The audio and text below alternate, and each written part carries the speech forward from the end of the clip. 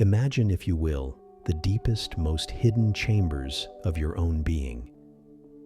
It is in these quiet, often unvisited spaces that we begin our exploration today. An exploration guided by one of the most profound thinkers of the human psyche, Carl Jung.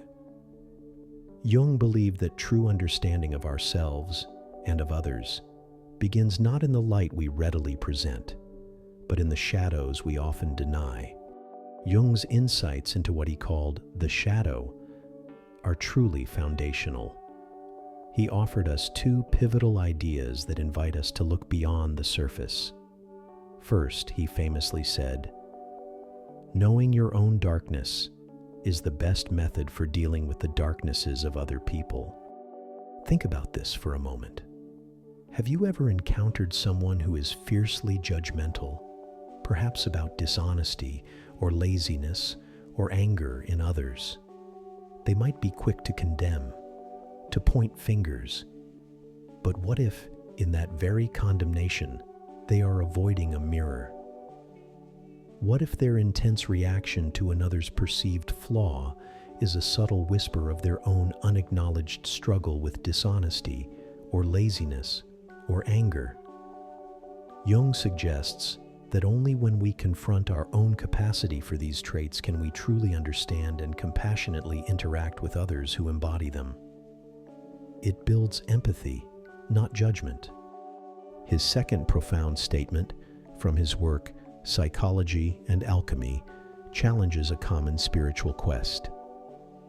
One does not become enlightened by imagining figures of light, but by making the darkness conscious. This is powerful.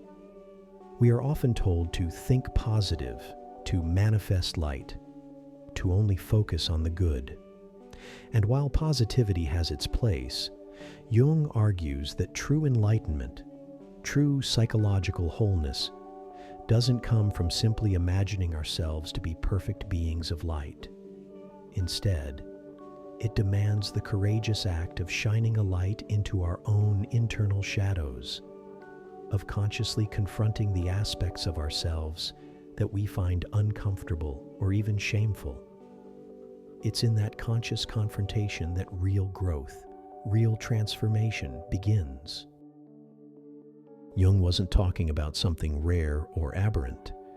He saw the shadow as an undeniable, universal part of the human condition. He wrote, "Unfortunately, there can be no doubt that man is, on the whole, less good than he imagines himself or wants to be. Everyone carries a shadow, and the less it is embodied in the individual's conscious life, the blacker and denser it is." Imagine a friend, or perhaps someone you know, who always presents a perfectly curated image. They are always positive, always successful, always agreeable. They never seem to have a bad day or express a negative emotion. On the surface, this might seem admirable. But beneath that perfectly polished facade, what might be lurking? Perhaps a deep-seated insecurity, a quiet jealousy, or an unexpressed anger that, precisely because it's so hidden, begins to fester. This unacknowledged darkness can then seep into their interactions in subtle ways, perhaps through passive aggressiveness, or a sudden, inexplicable outburst, or even chronic physical ailments. The less we look at our shadow, the more power it gains over us, often working against us from the unseen depths. The shadow, for Jung, isn't inherently evil, but it does encompass the thing a person has no wish to be. It holds our fears, our insecurities, our unacceptable desires, and all those traits that simply don't fit into the good person we wish to be. So how do we engage with this shadow? Jung referred to it as shadow assimilation or shadow integration. Today, we often call it shadow work, and it's not for the faint of heart.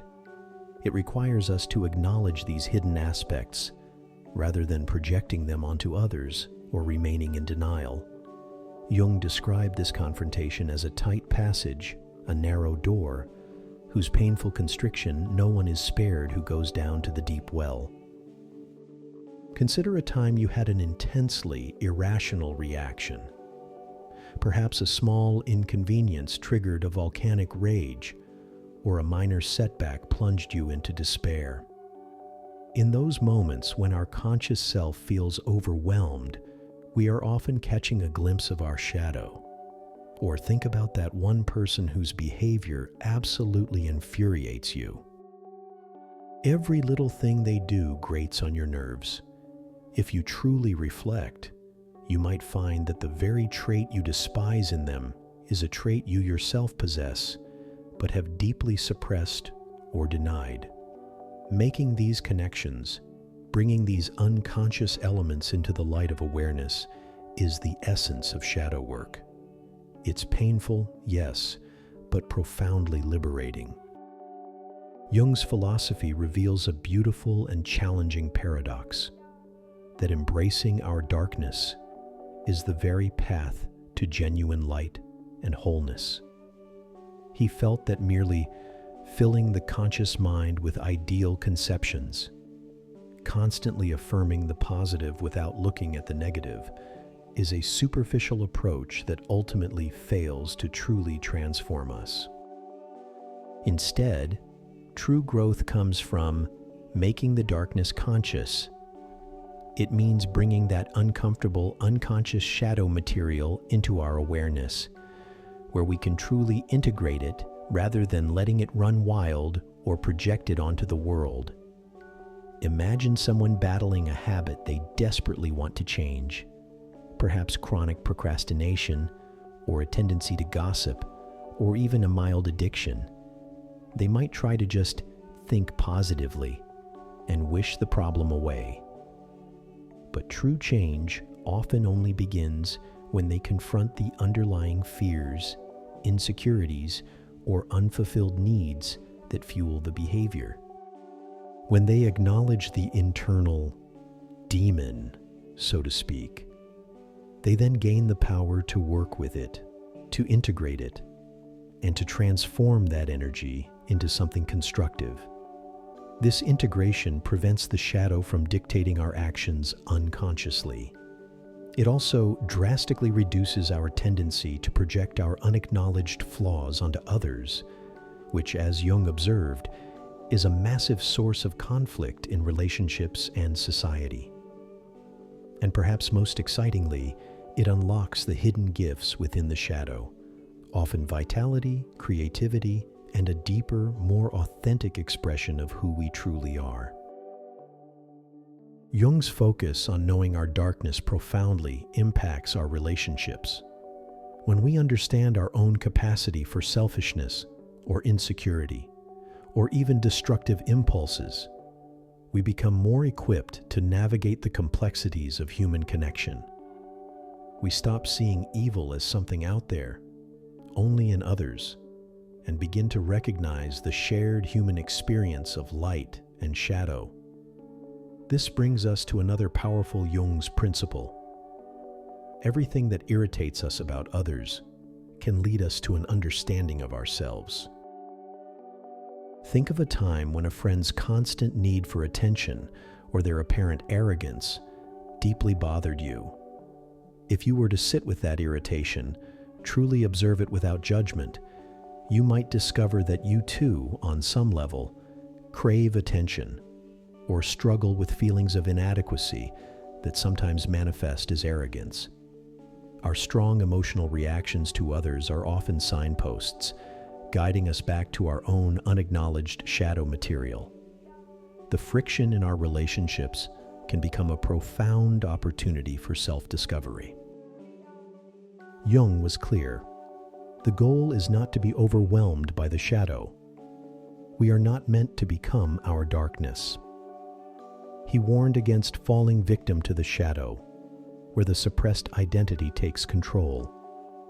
He used the famous metaphor of Dr. Jekyll and Mr. Hyde, emphasizing that it must be Jekyll, the conscious personality, who integrates the shadow, and not vice versa.